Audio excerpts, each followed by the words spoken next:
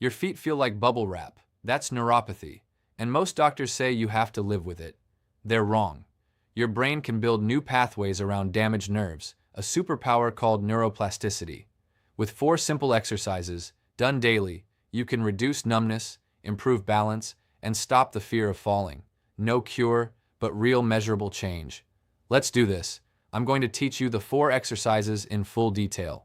You'll get the seated version, the standing version, modifications if something hurts, how many repetitions, how long to hold, how to breathe, what to feel, and what to avoid.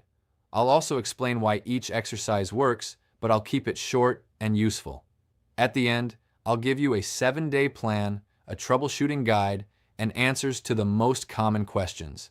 This entire routine takes 10 minutes a day. You can do it while watching TV, during a commercial break, or first thing in the morning.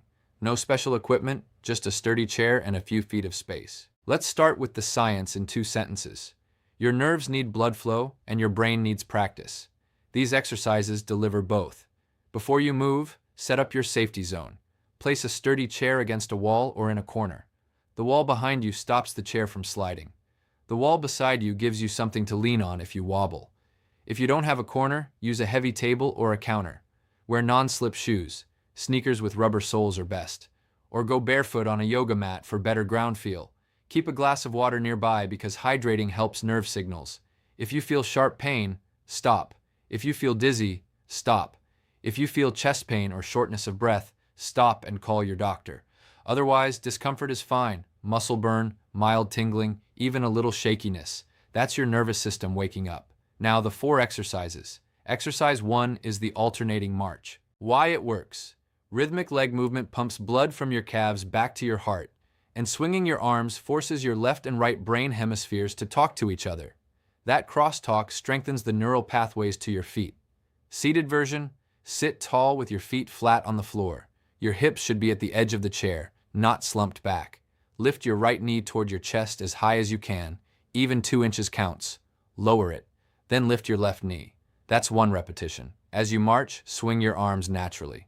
When your right knee lifts, your left arm swings forward. When your left knee lifts, your right arm swings forward. Do not hold your breath. Exhale as you lift each knee. Inhale as you lower. Keep your back straight. Don't lean back into the chair. Imagine a string pulling the top of your head toward the ceiling. Do this for 30 seconds. Rest for 15 seconds. Repeat 3 times. That's 2 minutes of marching.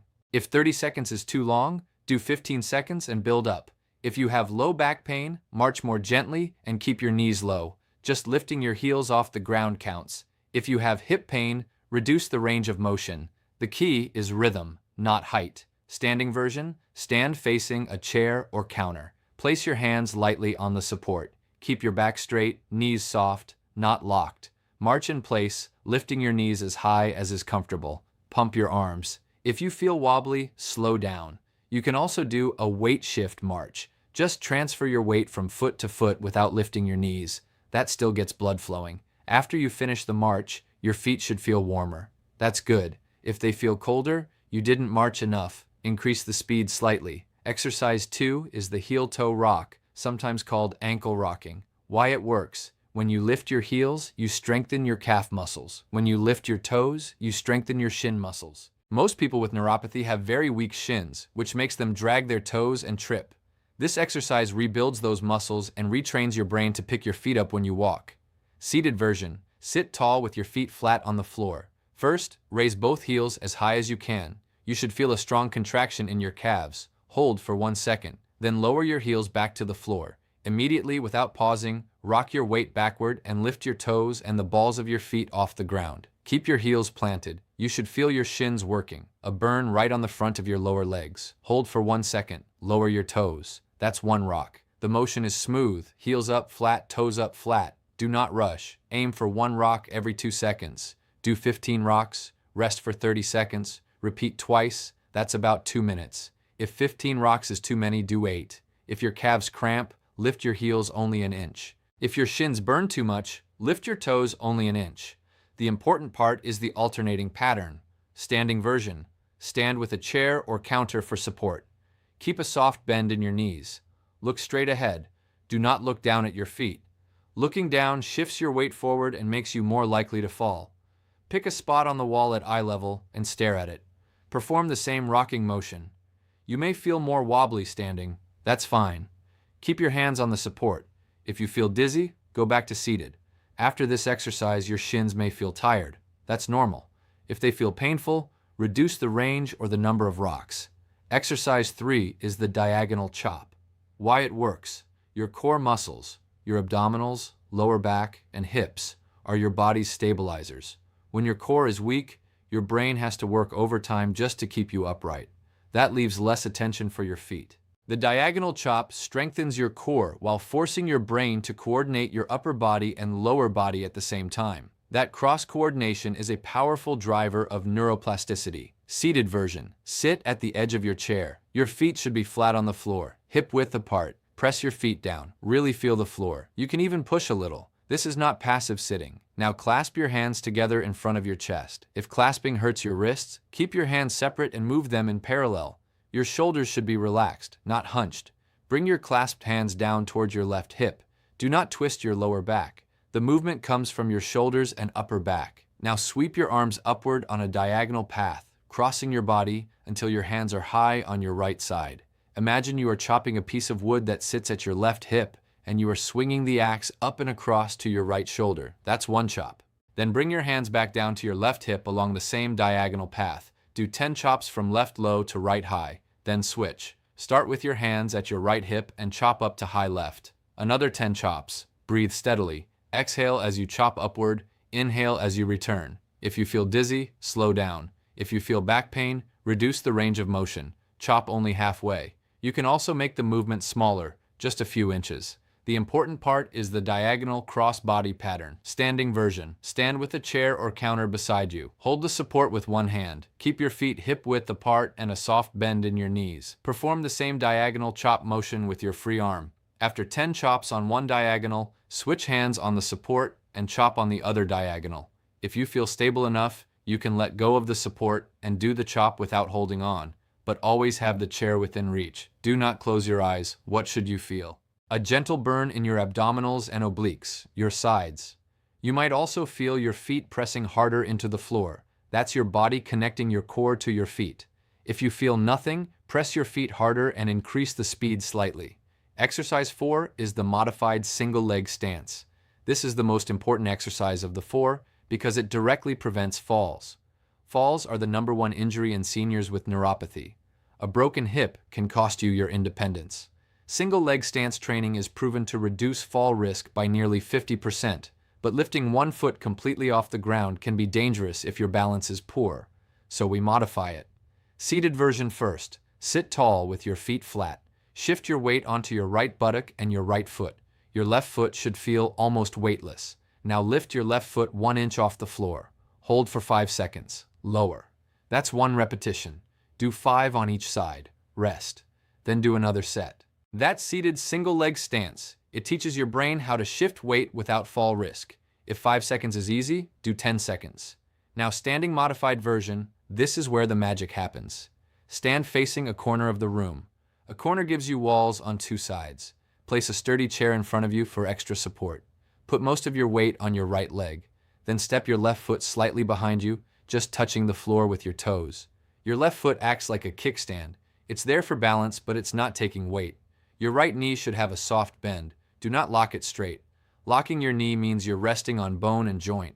A soft bend forces your muscles to constantly adjust. That wobble you feel? That's good. That's your nervous system firing hundreds of tiny corrections per second. Hold this position for 10 seconds. If 10 seconds is too hard, do 5 seconds. If you can't do 5, keep both feet on the floor but shift 90% of your weight to the right side. That's a partial stance. Then switch sides. Do 2 sets of 10 seconds on each side.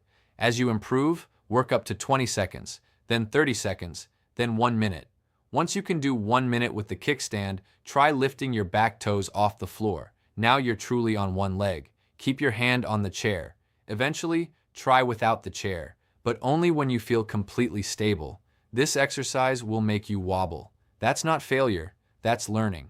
Now that you have all 4 exercises, let's put them into a 10-minute daily routine. Do not skip any. Each one does something different. March for blood flow, heel-toe rock for ankle strength, diagonal chop for core stability, single leg stance for balance. Here's the exact sequence. First, march, 30 seconds on, 15 seconds off, 3 rounds. That's 2 minutes and 15 seconds. Second, heel-toe rock, 15 rocks, rest 30 seconds, 2 rounds, that's about 2 minutes. Third, diagonal chop, 10 chops left to right, 10 chops right to left, rest 30 seconds, that's about 2 minutes. Fourth, single leg stance, 10 seconds each side, rest 15 seconds, 2 rounds, that's about 2 minutes. Total is 8 to 10 minutes. Do this every day. Yes, every day. Neuropathy responds to daily stimulation, not occasional workouts. If you miss a day, no problem. Just do it the next day. If you miss 2 days, your brain starts to forget the detour pathways, so try not to miss 2 in a row. Let me give you a simple progression plan. It doesn't need 4 weeks, just 2 levels. Level 1, everything seated. Do the seated march, seated heel-toe rock, seated chop, and seated single leg stance. Stay at level 1 for as many days as you need, a few days or a few weeks. When seated feels easy, move to level 2, standing with chair support. Do the standing march holding the chair, standing heel-toe rock holding the chair, standing chop with one hand on the chair, and modified single leg stance with the kickstand and one hand on the chair. That's it.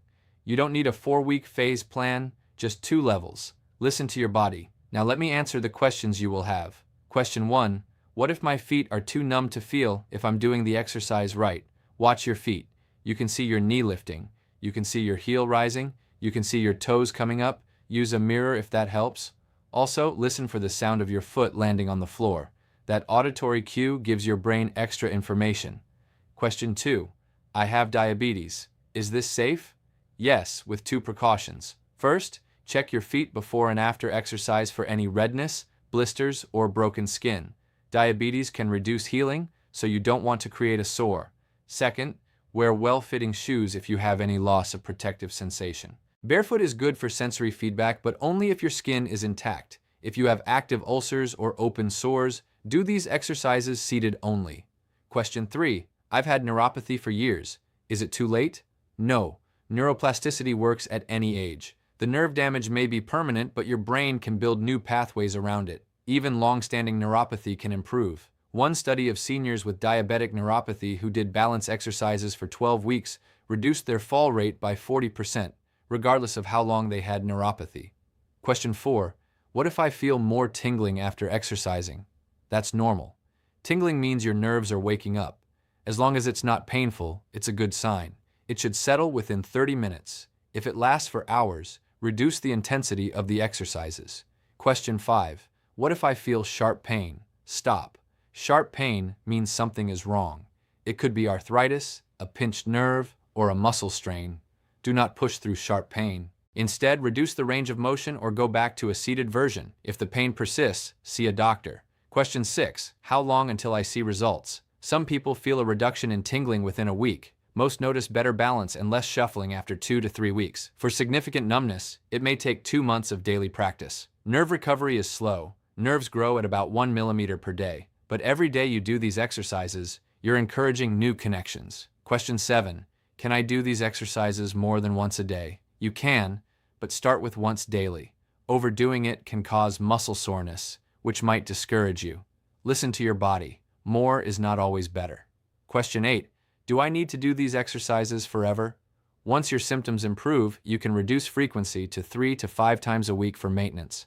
But if you stop completely, the detour pathways will slowly fade. Think of it like exercise for your nervous system. It needs regular stimulation. Question 9. Can I combine these with medication? Absolutely. These exercises work alongside medication. Never stop taking prescribed medication without talking to your doctor. But many people find that after a few months of consistent exercise, they need lower doses of gabapentin or other neuropathy drugs. That's a conversation to have with your physician. Question 10. What about footwear? Wear flat, non-slip shoes with a thin sole. Thick, cushioned soles reduce ground feel, which is the opposite of what you want. Barefoot on a yoga mat is even better, but only if you have no open sores and good hygiene. Now let me tell you about a real patient. A 72-year-old woman with diabetic neuropathy. She couldn't feel the floor. She shuffled. She was terrified of falling. She started this routine seated. The first week, she did the march and the heel-toe rock. The second week, she added the diagonal chop. The third week, she tried the modified single-leg stance standing, holding a chair. She wobbled like a leaf, but she kept going. By the sixth week, she walked to her mailbox without a cane. By the eighth week, she went back to church. She told me, "I'm still numb, but I know where my feet are. I'm not afraid anymore." That's not a miracle. That's neuroplasticity. Now let me give you your assignment for today. After this video ends, do not click away. Stand up, carefully, with your chair support. Do 30 seconds of seated marches. Just 30 seconds. That's it. Tomorrow, add the heel-toe rock. The next day, add the diagonal chop. The next day, add the single leg stance. By the end of this week, you will have done all four. You don't need to be perfect. You don't need to do the standing versions yet. You just need to start. In the comments, tell me one thing. Which of these 4 exercises did you try first? Or if you've been living with neuropathy for years, tell me how long. I read every comment. And share this video with a friend or family member who struggles with numb feet.